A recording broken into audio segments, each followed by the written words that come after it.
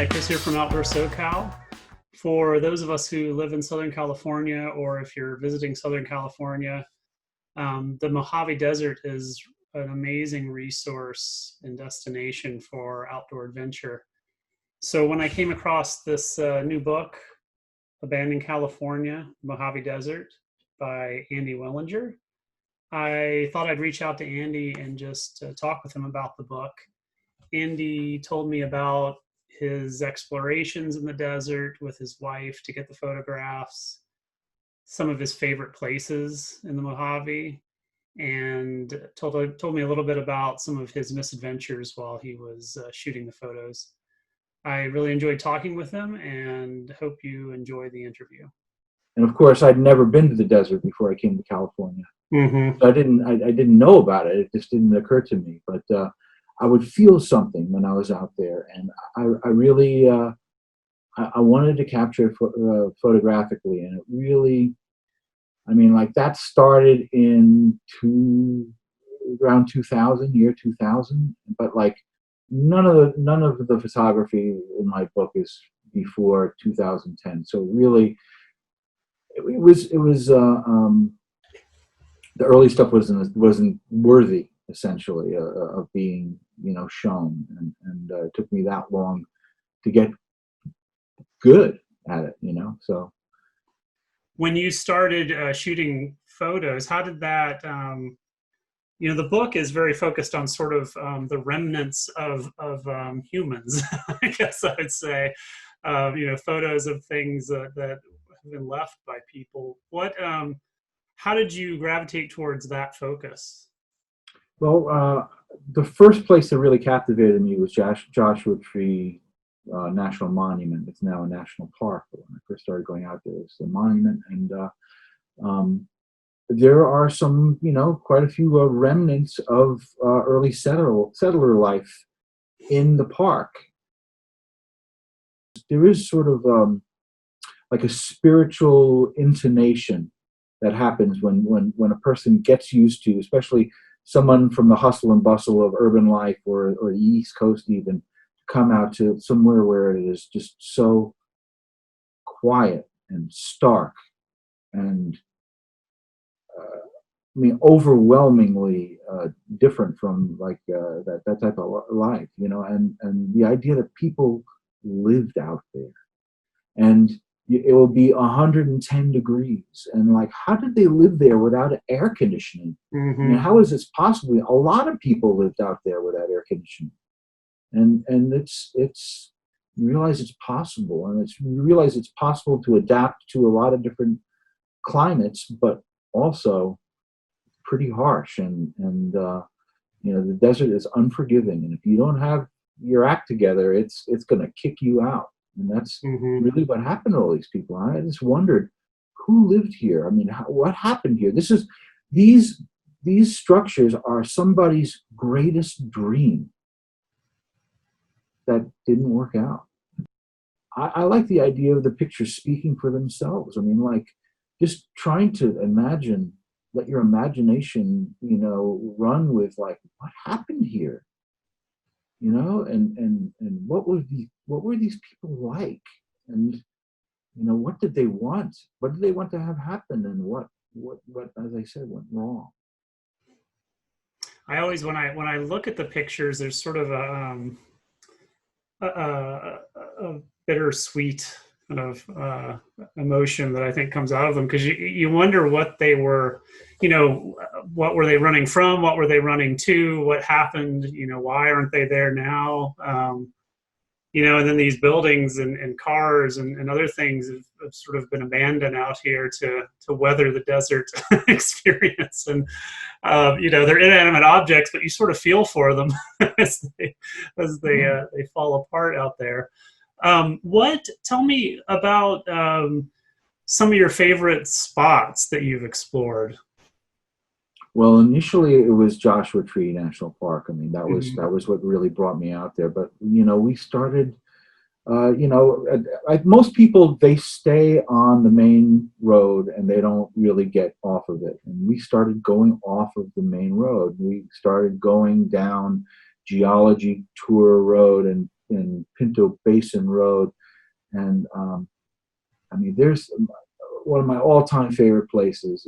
It's like an epic journey that you can make, and you can Google how to get there. It's known as the car wash, and that's a chapter of the book.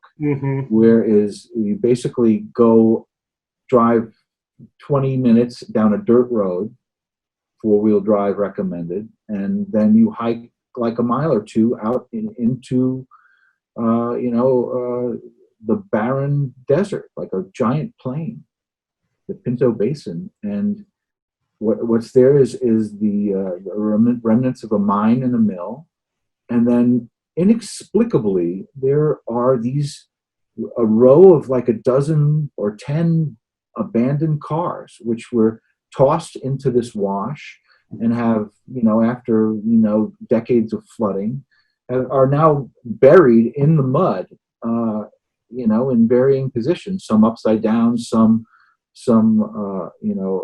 perpendicular to the ground. I mean, it's really quite amazing. And it's like, there's the old question, like, what happened here? Why would you do this? Why would you leave, nice, like a Cadillac out in back when that was the nicest car you can get? Why would you leave that out in the middle of nowhere? And and the fact that it is such an obscure place, I love that. And there's Rice, California, which is, if you take Route 62, if you keep on going past 29 Palms, past Wonder Valley, there's this area that used to be the site of a giant airfield during World War II. And there are basically these empty platforms and runways of the leftover, George Patton's invading force, essentially trained there. And there's very, very little, and just the very, very, I love it. You go out there and it's so quiet, you can literally hear your heartbeat. And I love the solitude, the quietude. It's a spiritual experience to me to go out there. And then Wonder Valley is really, that's the shank of the book. I mean, that is this big valley that was essentially land that was given away to people who wanted to prospect, after World War II. And it has the majority of these abandoned, they're known as jackrabbit homesteads, and you can walk from one to another, the remnants of these houses, and it's chilling, it's spiritual, it's gorgeous. I mean, there's so many superlative adjectives you could use to describe it. And that, I would say that Wonder Valley is really my favorite place. And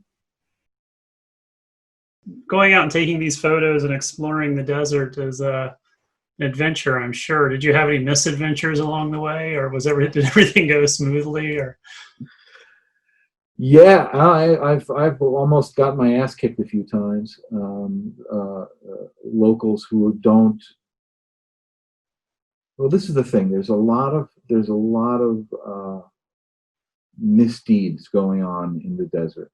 There's a lot of people who are looking for a place to go, smoke some meth and hang out, or there are kids who want to destroy things, and the locals don't know who's coming. They don't see, like, here's this, a photographer who's trying to capture and preserve, this delicate beauty. They don't really think about that as being the person who's out there. You're just another potential troublemaker. Exactly. And there have been people who are like, I've been like there was one time, it was in Desert Center around, there's an elementary school, which I shot, and as I'm leaving there, I was surrounded by 3 pickup trucks with people, and it was like they were like, "What are you doing here? What?" And I was like, "It's cool." And they're like, "You're trespassing." I was like, "I didn't see any signs,"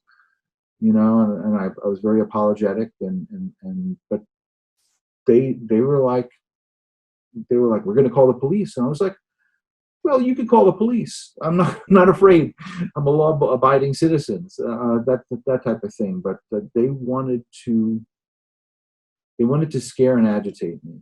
I don't scare and agitate easily. So that was that is probably the one scariest time I had, you know. And I just was cool. I was polite, and it was over soon. So, other than that, really. And I will tell you that one of the most obscure places that I've gone in the desert is near the Cadiz sand dunes. And there's on Cadiz Road, there's a little town or lack thereof called Chubbuck. And there's this great limestone kiln. There's several shots of that in the book. Those are some of my favorite. And it was actually the day that I shot the cover of the book. This happened. I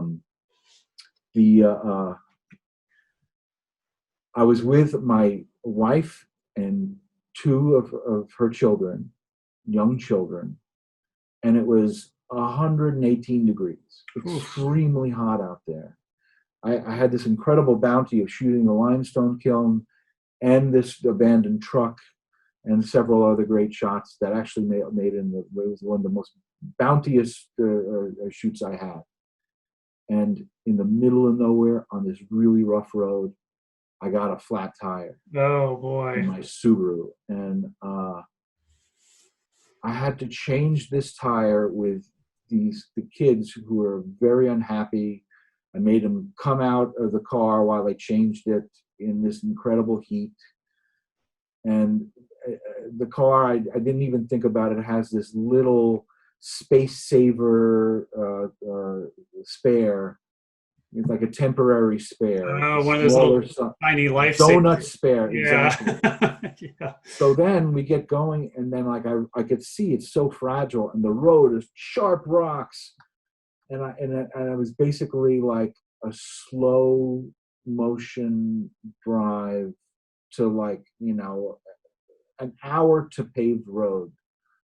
Probably not that long. 45 minutes to paved road, with the kids in the heat and the fear, and it made me, I mean, it all worked out, of course, but it made me rethink the way I do things. And I don't drive cars with donuts anymore. And I have ample survival gear and ample water and ample protection, you know, for any eventuality. Within reason. Yeah, the desert, it's funny. The desert is a different type of, it's easy to become exposed if you know, and it seems like it's all well and good until suddenly you're far from anything, and you don't have enough water, and it's hot, and then you realize, oh, my lifeline here was this car and the air conditioning it was providing. What are your favorite photos in the book? Well, I love. There's a picture of the Desert Center School right before I had that confrontation that I discovered. There used to be. I mean, it used to be nice. There used to be surrounded with palm trees that they obviously planted, but after they stopped irrigating them, they died. So what they did was they removed all these dead palm trees, and they lined them up in front of the back of the school. And there's one of my favorite shots of all time is there's a shot of the palm trees in the foreground and lined up vertically, and the school in the background. That's one of them. There's a shot of called Flight Deck, which is just the tip of an airplane. I remember that was out in El Mirage. That was one of my favorite places, and one of my favorite shots that I've taken. There are some that are out in Joshua Tree that are really great. There's remnants of a truck where there's no hood and no truck bed. It's just the cab of the truck. silhouetted, by a sunset. That's one of my favorites. There's some remnants of mining trash. There's this great funnel, a gigantic funnel, and just lying out in the middle of the desert. Mm-hmm. And I have a shot of that. That's one of my favorites. Terrific. Well, I really appreciate you taking the time to talk with us. It's a beautiful book. Thank I you. saw it and I thought, oh, I need to talk to this guy about making this book, because it's, you can tell the photos are a labor of love, and very nice. So I really, I'm very proud of it, and I'm honored that I get to talk to you about it. So thank you.